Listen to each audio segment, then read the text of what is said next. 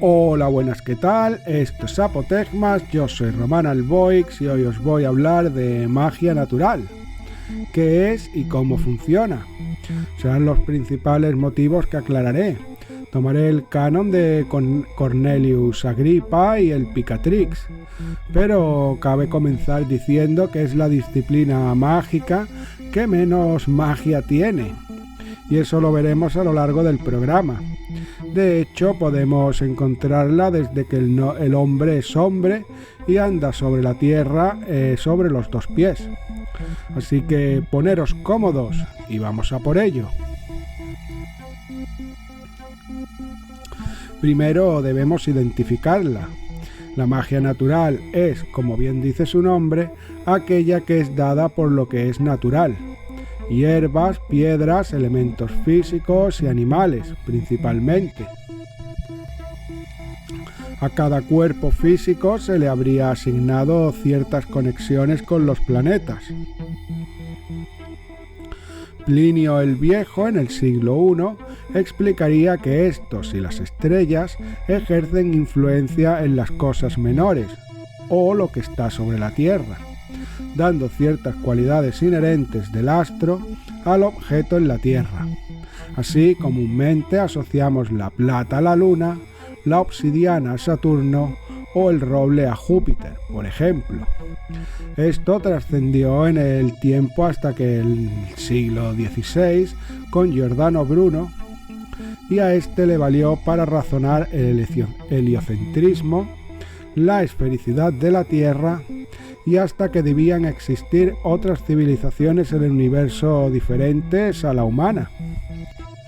Cosas que irremediablemente le llevaron a la hoguera por brujo en Roma. A pesar del negacionismo atribuido a Francis Bacon, sin estas observaciones de Plinio no habría podido elaborar lo que hoy conocemos como método científico. Aunque entre Plinio y Giordano Bruno vivió Henry Cornelius Agrippa, que se habría dedicado a poner todo esto en orden y compilarlo con la alquimia y astrología oriental, y con los otros viejos tratados de hierbas como el Dioscórides. Las relaciones astrológicas y en general toda la astrología establecidas por Agrippa serán tomadas del grimorio Hayat al-Hakim, más conocido como el Picatrix, un tratado árabe sobre hermetismo y artes liberales del siglo XI. Aún las menciones que encontramos en dicho tomo se pueden hallar en la India, Sumeria y en la Irán del zoroastrismo. Es decir, que el mismo Picatrix es un manual de saberes del Medio Oriente. Prácticamente podemos acusarlo de introducir la alquimia en Europa, pues ésta habría pertenecido a los filósofos educados como Crescas, Avicena o Maimónides, y por supuesto ocultos en el ámbito árabe principalmente y entre los judíos que practicasen las artes cabalísticas. Los cristianos debieron esperar a la traducción al español del Picatrix y se expandiría por la cristiandad durante el siglo XIII, con su traducción al latín, de la que seguramente Agrippa tomase los conocimientos. Como curiosidad, mencionar que la Iglesia haría un gran trabajo eliminando las versiones en árabe, y no fue hallada una copia original del mismo hasta el 1920. Aún el tomo indica que sería Alfonso X el Sabio el que ordenaría la traducción al español. La mejor definición de magia natural que he leído es la que da Richard Kierkegaard en su obra La magia en la Edad Media, y dice así: la magia diabólica invoca a los espíritus demoníacos y reposa en una red de creencias y prácticas religiosas, mientras que la magia natural explota los poderes ocultos y es, en esencia, una rama de la ciencia medieval. Como bien expresa el medievalista americano, no suelen ir separadas, de hecho toda la magia suele ir directamente conectada con la magia natural, Y es que, como he dicho, una vez el Picatrix traspasó las fronteras de África, se mezcló con la espagiria, adivinación y cultos paganos y cristianos. No solo al terreno de brujos y curanderos, sino que al cultural también. Novelas como Gargantúa y Pantagruel, los cuentos de Canterbury, dejarán ver esa mezcolanza. Los trovadores y juglares cantarían en una misma canción sobre la salvación de Cristo, las hazañas de Hagen de Tronella y su curación con plantas recogidas por una dama en el bosque. Esto no es tema a pasar por alto, pues en la cristiandad, es decir, en la Europa medieval, existían múltiples sociedades que más que convivir dieron lugar a una policulturalidad que se mantuvo al margen de los delirios de grandeza de reyes y obispos, no solo en canciones e historias, sino también en la arquitectura, como el Green Man u otras representaciones paganas talladas en muros de múltiples catedrales. Volviendo al tema de la magia natural, uno de los mejores ejemplos es el manual de Wolfsburg, encontrado en el Tirol, Suiza. Dicho libro del siglo XV, escrito en alemán y no en latín, se le atribuye a una mujer anónima que estaría relacionada con las tareas de una gran hacienda. Se desconoce si esta sería propietaria o algún tipo de ama de llaves, pero desde luego la persona que lo escribió debía haber sido instruida en leer y escribir, por lo que no sería ninguna sirviente o campesina. En él se relatan remedios mágicos para la expulsión de ratas, sanación por hierbas o asegurar la buena cosecha, a la par que expulsar espíritus y encomendarse a estos, y todo por la gracia de Dios. Hay recetas de jabón y de tinta, para lavar la ropa y para pescar. En nombre de Aristóteles da consejos para detectar conjuntivitis y curarlas con remedios de bruja, la llamada espagiria, y todo aderezado con plegarias del misal y significaciones astrológicas. Por supuesto encontramos conjuros y remedios alquímicos como los de Paracelso, como una pócima para inhalar el vapor de ciertas plantas específicas, en las que hay que escribir primero unas palabras que invocan a la Trinidad y repetir esta operación 3 días a una hora concreta con un posterior rezo a la Virgen María. Vemos cómo mezcla la ciencia de su momento con el arte pagano y el cristianismo. Otro ejemplo es el remedio para eliminar las motas de los ojos, y este dice así, tras relatar un epígrafe sobre San Nicasio: así yo te imploro, oh mota, por el Dios viviente y el Dios santo, que desaparezcas de los ojos del siervo de Dios, de nombre tal, tanto si eres negra, roja o blanca. Cristo puede hacerte desaparecer. Amén. En nombre del Padre y del Hijo y del Espíritu Santo. Amén. Como remedio alternativo para la posesión demoníaca, el manual sugiere tomar 3 ramitas de junípero, rociarlas 3 veces con vino en honor a la Trinidad, hervirlas y colocarlas sin su conocimiento en la cabeza de la persona poseída, siendo el junípero una planta dedicada a Júpiter. Relata métodos para volverse invisible, volar o visitar otros en sueños. Aún un lector puritano posterior hizo anotaciones en los márgenes y tachones sobre el texto con acusaciones de herejía y hermetismo. ¡Ay, estos cristianillos! En fin, el manual de Wolfsburg es uno de los grandes ejemplos de esta mezcolanza, que es la magia natural, en ocasiones más paganas y en otras más cristiana. Como este hay otros pocos, sajones, frisones, franceses y castellanos principalmente. La magia natural, en su campo más extenso, se halla en la fabricación de talismanes. Entendemos por talismán un objeto cargado con ciertas energías, generalmente planetarias, catalizadas por plantas, minerales, metales, líquidos y o pelo de animal. El principal grimorio sobre esto es el Arbatel de Magia Veterum, al que dediqué un programa completo hace bastante tiempo, y los talismanes propuestos por el mismo Agripa en su segundo libro. Distingamos qué es un amuleto y qué es un talismán, porque el gentío suele confundirlo. Un amuleto es un objeto vulgar, como una carta de naipes, un botón de una camisa o un pañuelo, lo que sea que por casualidad o causalidad se encontraba cerca de la persona que le adjudica propiedades en un momento concreto.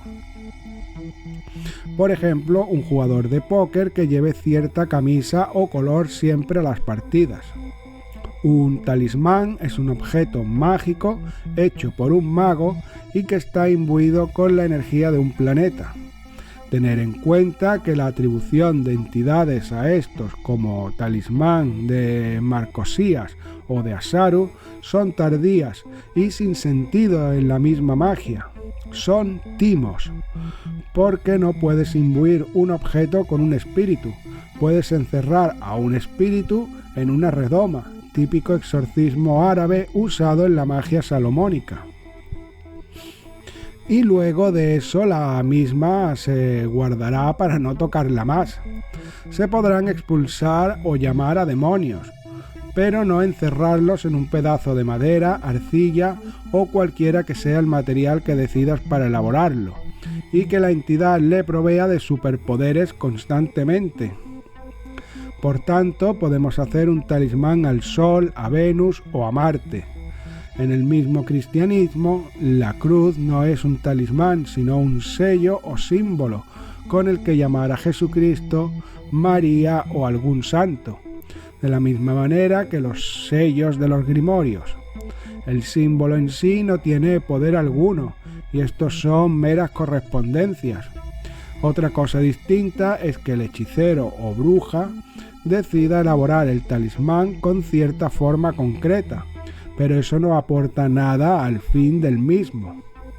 Segundo, un talismán tampoco puede tener relación con un espíritu, porque la magia es un intercambio de bienes, y ningún espíritu te va a dar o proporcionar nada si tú no le das en la misma cantidad o más, como pago.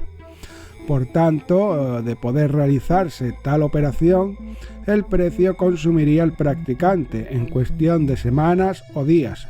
Sería como un vampiro energético, y al portar dicho objeto supondría un daño más grande, físico y mental, que el beneficio que pudiera reportar. Por tanto, no solo es imposible de fabricar, sino que en tal caso el portador sufrirá desórdenes de todo tipo. Es necesario en este punto que advierta que cuando se concluye un ritual, el practicante lo único que puede hacer es irse a dormir, porque el consumo energético es tal que la persona queda extenuada. ¿Y por qué hago tanto hincapié en esto? Porque el que no sabe y se equivoca, pues es un inocente, pero el que se aprovecha del que no sabe para sacarle el dinero debería estar en plazas públicas. Y he visto mucho por ahí en plataformas como Etsy o el mismo Facebook que te venden talismanes de santos, de demonios y hasta de la madre a precios abusivos, y son pedazos de metal, en el mejor de los casos, porque generalmente son de plástico, a precios de más de 100 euros, prometiendo la flor y nata. Bien, hecha esta aclaración, podemos continuar con los talismanes. Entendamos el talismán como una pila que funciona para un rango específico.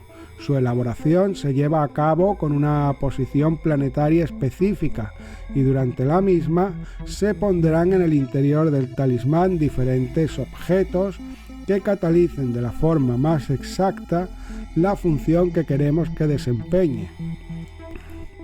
El mismo Picatrix advierte así en su introducción a los talismanes de las mansiones de la luna. Les presento algunas de estas proporciones para que las utilicen como cimientos sobre los que se puedan construir más pasos.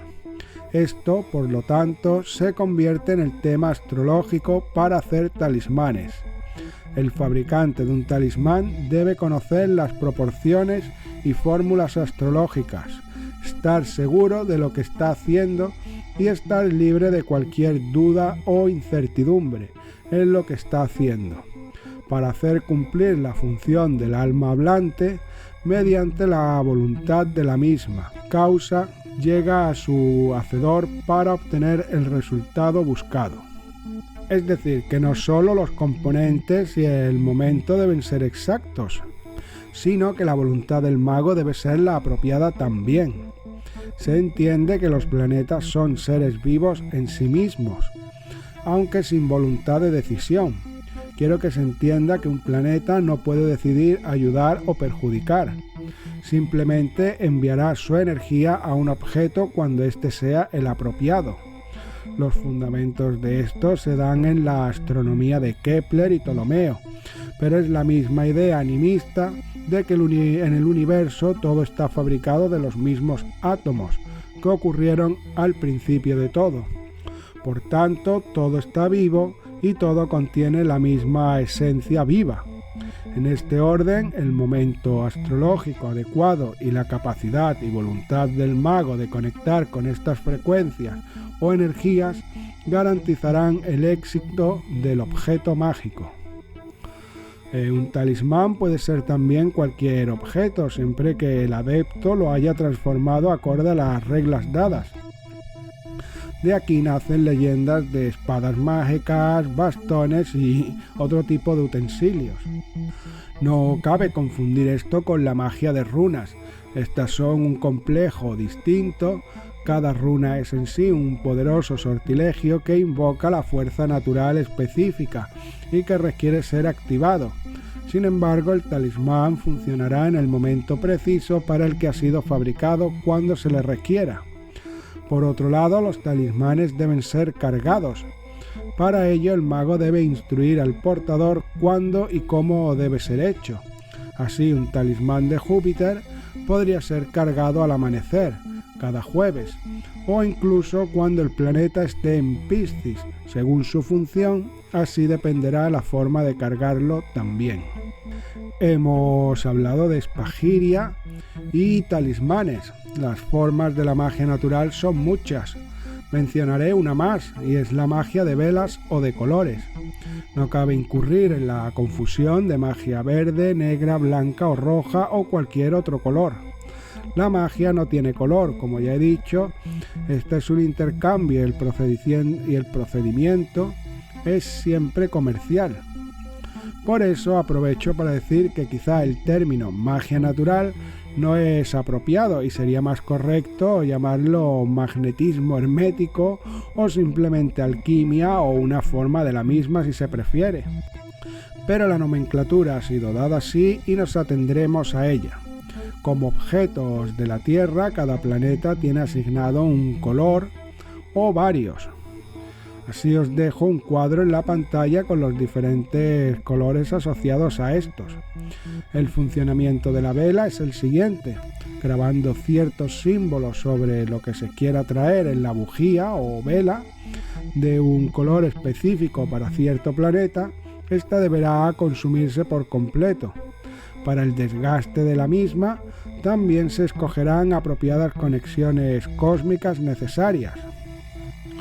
Lo que hace a la magia de velas tan popular es que no se requieren conocimientos de magia, astrología y demás exhaustivas. Vale con saber qué se desea y una búsqueda sobre qué planeta puede ser más propicio para dicho tema. Por ejemplo, supongamos que deseas encontrar un trabajo nuevo.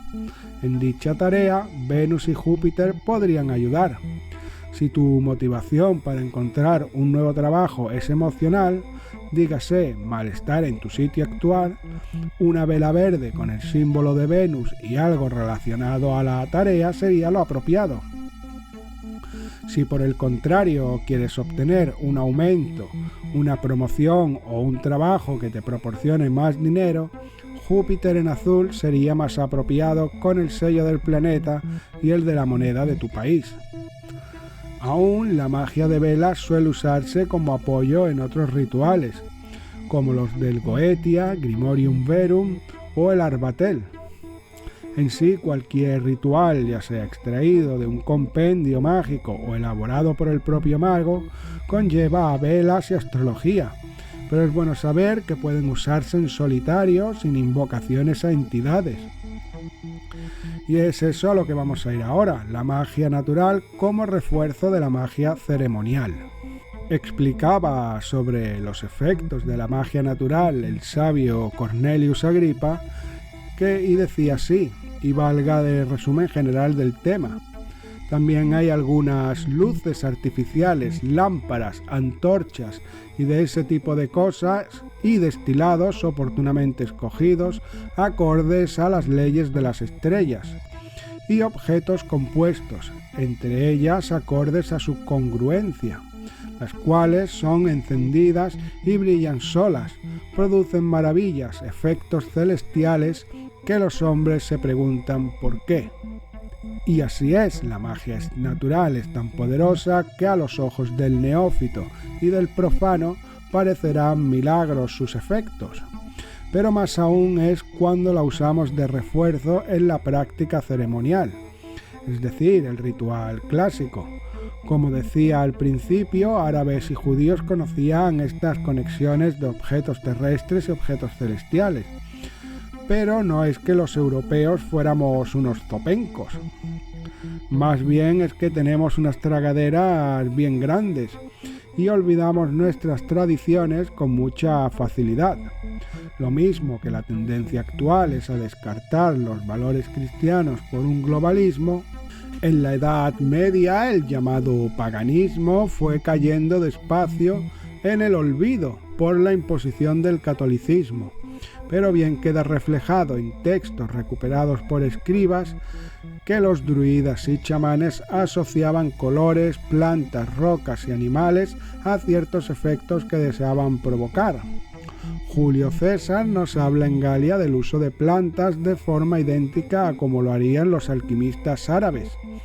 O Tácito usa para encajar la comparativa de deidades germanas y romanas la observación que hacen unos y otros del cielo. Así entiende que lo que ellos llaman Ares coincidía con lo que los germanos llamaban Tyr, Júpiter con Thor, Venus con Freya, etc. Quiero decir que la llamada magia natural es antigua más de lo que cabe pensar, y en esto me atrevo a expresar mis divagaciones, y es que yo creo que la primera forma de culto y religión sería la observación del cielo y sus correspondencias con la tierra, y qué efectos tendrían unas sobre otras. De hecho, en ello seguimos en pleno siglo XXI. ¿Acaso no es la física y la química, ciencias que intentan explicar la relación del universo y la Tierra? Ponerle la etiqueta de ciencia es más snob, desde luego, mucho menos bárbaro. La magia natural como multiplicador de potencia en un ritual es muy útil. Claro es que con unas entidades funciona más que con otras, y a la vez de distinta manera. Por ejemplo, en Arbatel usaremos velas blancas y en Grimorium Verum negras, sin embargo en Goetia o Abramelin, según correspondan al espíritu que deseamos invocar. Así igual con el resto de correspondencias, y todavía esto no es una regla. El mago y su tipo de efectuar magia dictaminarán en última instancia esto y otras cosas. Veamos un ejemplo que es como mejor se entiende. Tomando uno de los rituales del Grimorium Verum, en este caso relacionado con el sol y que se llama la adivinación por el huevo. De hecho es bastante común entre algunos videntes. La preparación acorde al mismo dicta así. Uno coge el huevo de una gallina negra, puesto en horas de luz de día. Separar la yema y mezclarla con el agua clara en un vaso largo de cristal. El vaso será puesto a la luz solar del mediodía en el verano y el director de la operación recitará la plegaria del día correspondiente. De tal manera leemos en Agripa o en cualquier otro manual de magia natural que la yema de huevo y la gallina son componentes solares.